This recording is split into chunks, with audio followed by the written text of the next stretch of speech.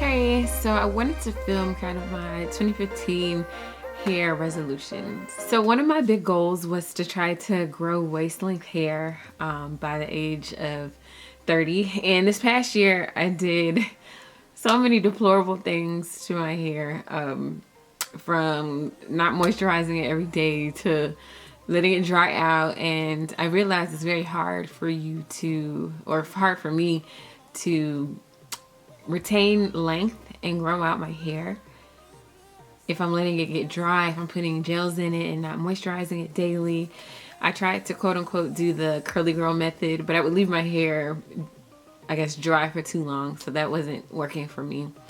So this year I really want to set some hair goals and make sure that I am doing all that I can do to track towards getting that waist length hair by 30. So goal number 1, moisturize daily or every other day.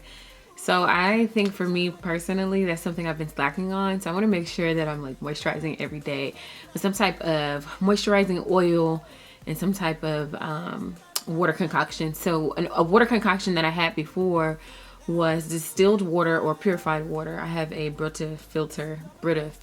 I have a Brita filter that I use to kind of purify the water a little bit. The DC area has hard water somewhat, so I use that and I add a little bit of aloe vera juice and some essential oils into the water, as well as like a sealing oil and a moisturizing oil.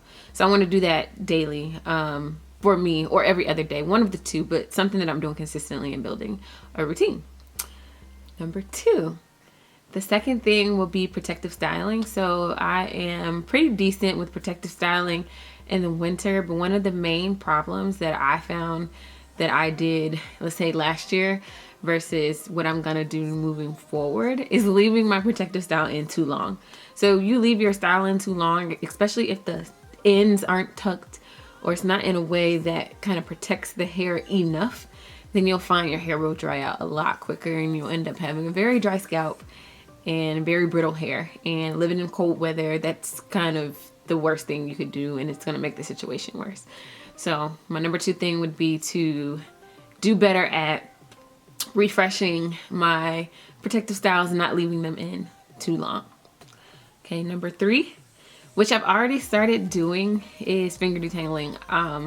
I've seen a lot of different YouTubers out there talk about finger detangling, and I used to always think, oh my God, my hair is too thick for finger detangling. Like, there's no way. It would take hours upon hours upon hours.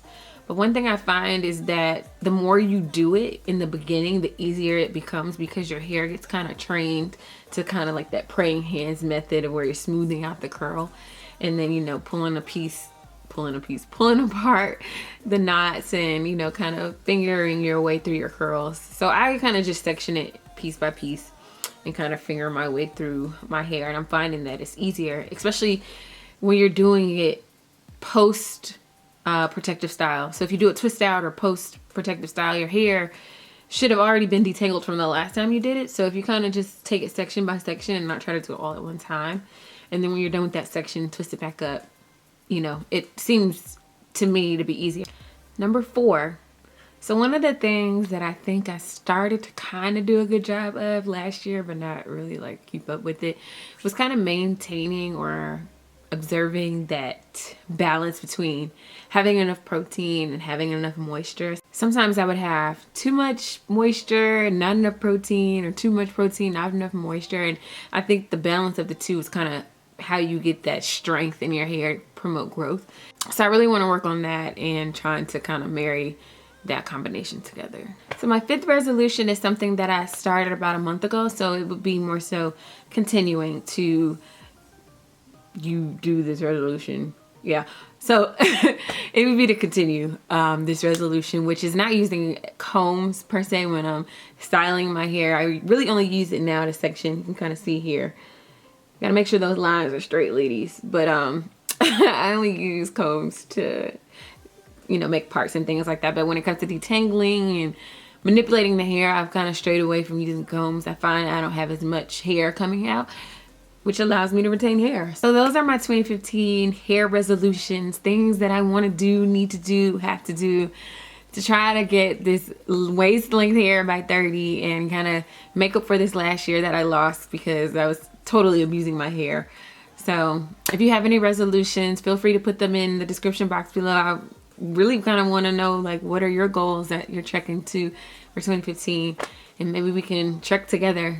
And I'll do an update probably in about 3 or 4 months to kind of tell you how I'm doing with my hair resolutions. So yeah, good luck to everyone else trying to grow their hair out, and I'll do a length check one day. I don't know when, but one day. All right, bye guys. One of the other resolutions that I needed to make and wanted to make was to consistently deep condition my hair weekly. That's something that I've been trying to do for the longest, and for whatever reason, it only ends up being 2 times a month. I want to make sure that I'm deep conditioning at least, at minimum, 4 times a month, which is weekly. I need to deep condition more in the winter than I do in the summer months. So I think for me, that's gonna be like a main area of focus.